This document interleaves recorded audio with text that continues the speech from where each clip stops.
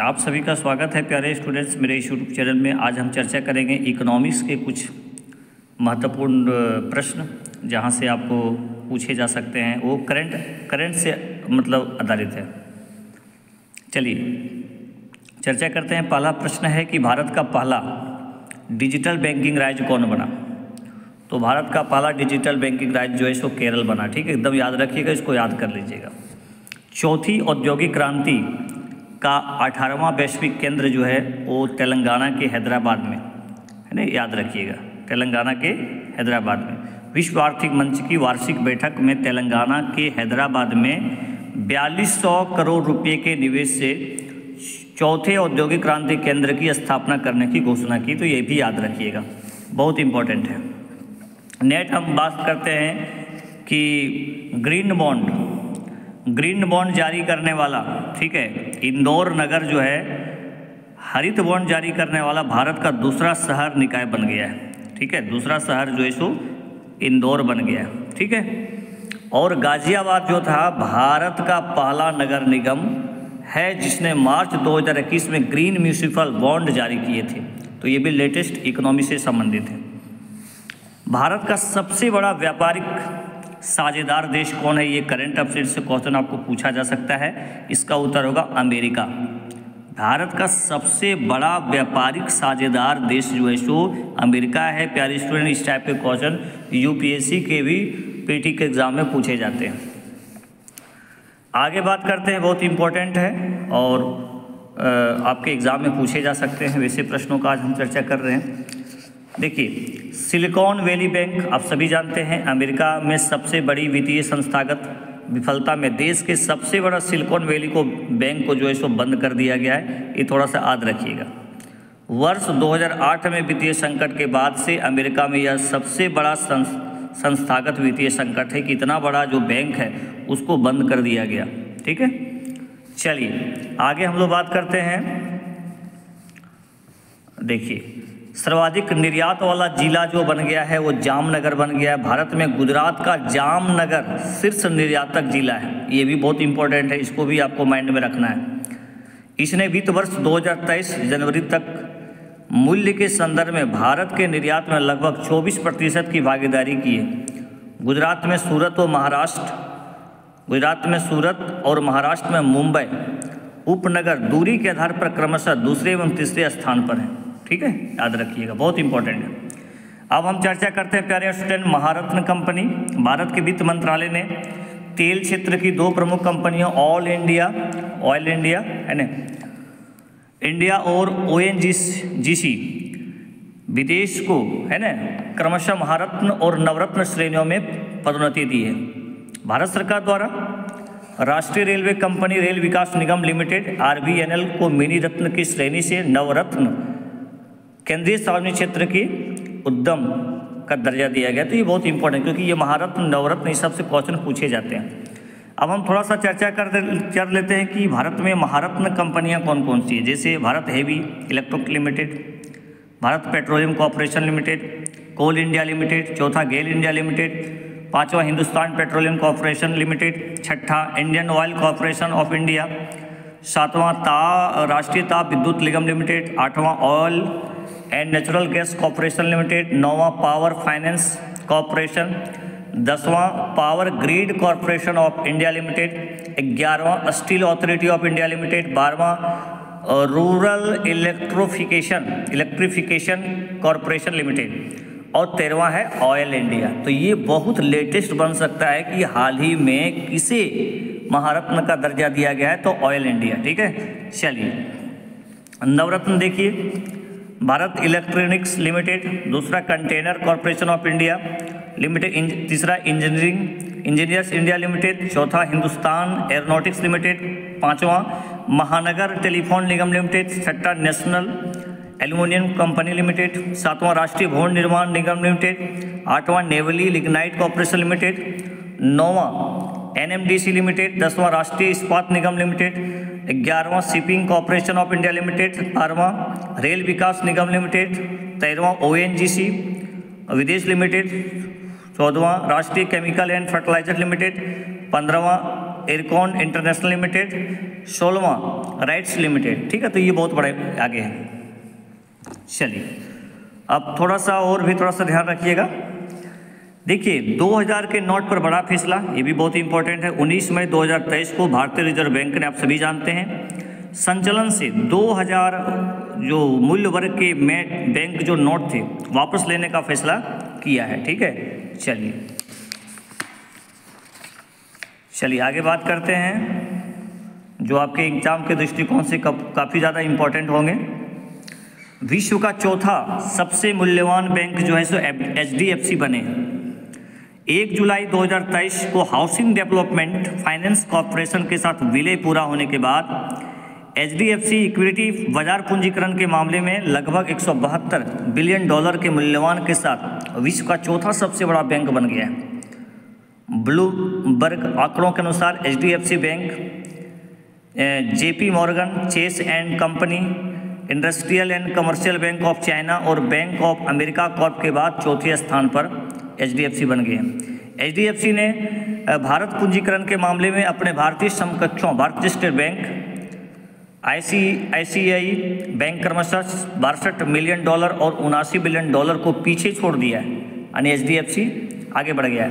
भारत का सबसे बड़ा बैंक HDFC अब मार्केट कैपिटलाइजेशन के लिहाज से दूसरे सबसे बड़े कंपनी बन गई है। रिलायंस इंडस्ट्रीज भारत की सबसे मूल्यवान कंपनी, ये भी आप डाटा याद रखिएगा। तीसरे नंबर पर TCS, चौथे नंबर पर ICICI बैंक और पांचवें पर हिंदुस्तान यूनिलीवर। ठीक है, ये बहुत इंपॉर्टेंट है। प्यारे स्टूडेंट्स, इकोनॉमिक्स के दृष्टिकोण से प्रोजेक्ट कुबेर बहुत इंपॉर्टेंट टॉपिक है करंट इवेंट्स के रिलेटेड से। जून 2023 को भारतीय स्टेट बैंक द्वारा बेंगलुरु स्किल सर्किल ने शहर में प्रोजेक्ट कुबेर लॉन्च किया, जिसके तहत शहर में 4 लेन देन बैंकिंग हब और एक कॉर्पोरेट वेतन पैकेज हब बनाया गया है। ये हब SBI के देनदारी उत्पादों में बाजार हिस्सेदारी बढ़ाने में मदद करेगा। तो ये बहुत इंपॉर्टेंट है। प्रोजेक्ट कुबेर किसके द्वारा? ठीक है, भारतीय स्टेट बैंक के द्वारा, SBI से रिलेटेड। ठीक है, याद रखिएगा। आगे बात करते हैं, भारत का पहला खर्च खाता ये क्या है? मुंबई स्थित फिनो पेमेंट बैंक ने भारत का पहला खर्च खाता लॉन्च करने के लिए सिकोया कैपिटल समर्थित फिनटेक हवल के साथ अपने सहयोग की घोषणा की है। ठीक है, तो याद रखिएगा। विश्व की सबसे मूल्यवान कंपनी है एप्पल, बहुत इंपॉर्टेंट है।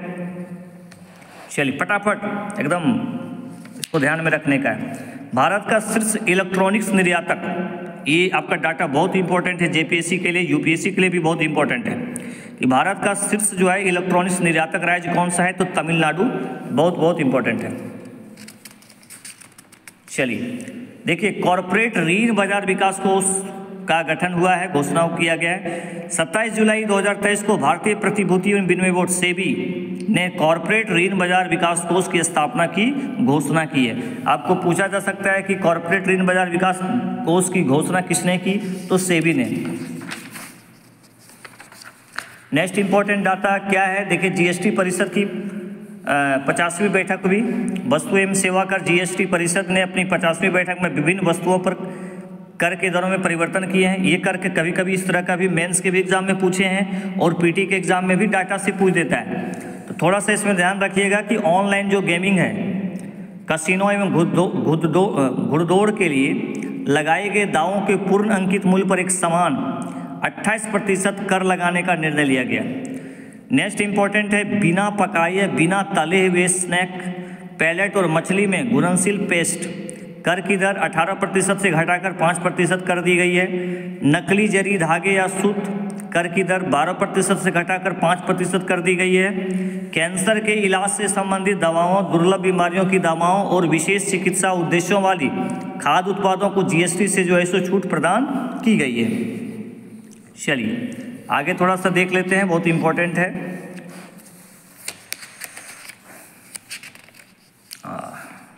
कुछ जो चीज़ें हैं उसी का हम चर्चा करेंगे जो आपकी परीक्षा के दृष्टिकोण से काफ़ी ज़्यादा इम्पॉर्टेंट है।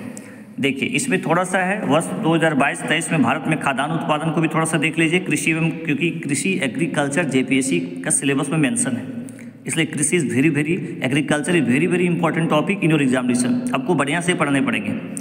कृषि एवं किसान कल्याण विभाग द्वारा वर्ष 2022-23 के लिए प्रमुख फसलों के उत्पादन का अंतिम अनुमान जारी कर दिया गया। अंतिम अनुमान के अनुसार भारत में कुल खाद्यान्न उत्पादन रिकॉर्ड 3296.87 लगभग 3297 लाख टन होने का अनुमान है, जो वर्ष 2021-22 के दौरान प्राप्त 3156.16 लाख टन खाद्यान्न उत्पादन से 140.71 लाख टन अधिक है। तो खाद्यान्न के उत्पादन में वृद्धि देखी गई। ठीक है, चलिए आगे देखते हैं।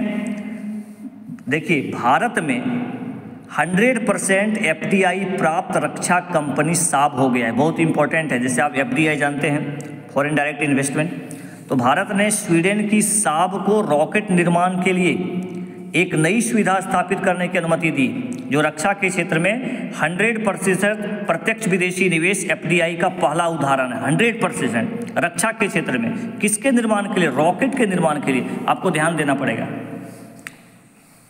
देखिए, भारतीय ब्रांड IPL जो है, ब्रांड फाइनेंस की एक रिपोर्ट में बताया गया है कि इंडियन प्रीमियर लीग IPL की ब्रांड रेवेन्यू 28% बढ़कर 10.7 अरब डॉलर हो गई। मतलब इसका ब्रांड जो है सो बढ़ गया है। ठीक है, ये बहुत इंपॉर्टेंट है। चलिए, मौद्रिक नीति देखिए, भारतीय रिजर्व बैंक ने दिसंबर 2000 की आपको पूछेगा मौद्रिक नीति कौन जारी करता है? Reserve bank of India. ये आपको JPSC के PT में शॉर्ट प्रश्न पूछ सकता है, मतलब ऑब्जेक्टिव प्रश्न के लिए बहुत इंपॉर्टेंट है कि मौद्रिक नीति किसके द्वारा जारी किया जाता है? तो RBI के द्वारा, रिजर्व बैंक ऑफ इंडिया के द्वारा। ठीक है, तो भारतीय रिजर्व बैंक ने दिसंबर 2023 की मौद्रिक नीति की समीक्षा बैठक में 6.5% की रेपो दर में 5वीं बार कोई बदलाव नहीं किया। रेपो दर आप सभी जानते हैं, जिस दर पर RBI जो है सो कोई वाणिज्यिक बैंक जो बैंक को जो है सो लोन देने का काम करती है, रेपो दर, और जो बैंकों से लेती है RBI वो रिवर्स रेपो दर, उसमें कोई बदलाव नहीं किया है। समिति के अनुसार जुलाई सितंबर तिमाही में भारत की अर्थव्यवस्था 7.6% बढ़ी, जो सर्वेक्षण की औसत 6.8%, RBI के 6.5% के अनुमान से कहीं अधिक तेज है, यानी वृद्धि दर देखा गया। केंद्रीय बैंक ने चालू वित्त वर्ष के लिए उपभोक्ता मूल्य आधारित मुद्रास्फीति आधारित खुदरा मुद्रास्फीति 5.4% रहने का अनुमान लगाया। स्टैंडिंग जमा सुविधा दर को 6.25% और मार्जिनल स्टैंडिंग सुविधा दर तथा बैंक दर को 6.75%। मैं आपको बताया था प्यारे स्टूडेंट्स कि जब बड़े स्तर पर दीर्घकालीन जो है इसको RBI के द्वारा लोन दिया जाता है तो इसको बोलते हैं बैंक दर, और जो अल्पकाल के लिए दिया जाता है उसको बोलते हैं रेपो दर। तो ये भी आपको याद रखना है, क्योंकि economics is the part of your syllabus और 10 मार्क्स का 10 क्वेश्चन आपको पूछे जाएंगे PT के एग्जाम में। ठीक है, चलिए, चालू वित्त वर्ष 2023-24 के लिए वास्तविक सकल घरेलू उत्पाद दर पहले की 6% के बजाय 7% प्रस्तावित है। तो ये भी बहुत इंपॉर्टेंट डाटा है। ठीक है, तो इसको थोड़ा सा आप लोग देख लीजिएगा, परीक्षा के दृष्टिकोण से काफ़ी ज़्यादा इंपॉर्टेंट है। देखिए, इसमें थोड़ा सा याद रखना है, भारत की GDP मुख्यमंत्री योगी आदित्यनाथ के नेतृत्व वाली सरकार के लिए एक बहुत बड़ी उपलब्धि है। उत्तर प्रदेश भारत की दूसरी सबसे बड़ी अर्थव्यवस्था के रूप में उभरा है। महाराष्ट्र देश की कुल GDP में 15.7% की GDP हिस्सेदारी से सबसे आगे है। तो एक डाटा क्या बन सकता है कि GDP के हिसाब से सबसे ज़्यादा भागीदारी फर्स्ट रैंक पर कौन सा स्टेट है? तो पहला तो महाराष्ट्र और दूसरा जो है सो आपका उत्तर प्रदेश। ठीक है, देखिए, GDP हिस्सेदारी के संदर्भ में उत्तर प्रदेश ने तमिलनाडु 9.1%, गुजरात 8.2%, पश्चिम बंगाल 7.5% जैसे राज्यों को पीछे छोड़ दिया। यानी उत्तर प्रदेश ने तमिलनाडु को भी पीछे छोड़ दिया, गुजरात को भी पीछे छोड़ दिया और पश्चिम बंगाल को भी छोड़ दिया। यानी यूपी से केवल एक ही स्टेट आ गया GDP के मामले में, वो है कौन? महाराष्ट्र। ठीक है, तो ये भी डाटा आपके लिए फैक्ट डाटा है। प्यारे स्टूडेंट्स, आपके लिए क्योंकि एग्ज़ाम कन्फर्म है, एग्ज़ाम के लिए क्या बेहतर हो सकता है, चाहे वो इकोनॉमी हो, चाहे मिसलेनियस हो, चाहे साइंस हो। ठीक है, मैं अपने इस चैनल के माध्यम से ना मैं कोई तरह का दूसरा डिस्कशन करने वाला हूँ, सिर्फ टॉपिक से, और उसको आप देखिए। बहुत सारा क्वेश्चन जो है सो आपको देखने को मिलेंगे, क्योंकि सिलेबस को ध्यान में रखते हुए मैं चीज़ों को अपलोड करने का प्रयास कर रहा हूँ। क्योंकि करंट अफेयर से आपको 15 क्वेश्चन पूछे जाएंगे। ठीक है, तो 15 क्वेश्चन आपका कैसे सही हो, उसके लिए मैं जो है सो अपने वीडियो के माध्यम से आपको बताने का प्रयास करूँगा। सभी लोग अभी तक यदि मेरे चैनल को सब्सक्राइब नहीं किए, सब्सक्राइब कीजिए, लाइक कीजिए और शेयर कीजिए। थैंक यू सो मच सभी को।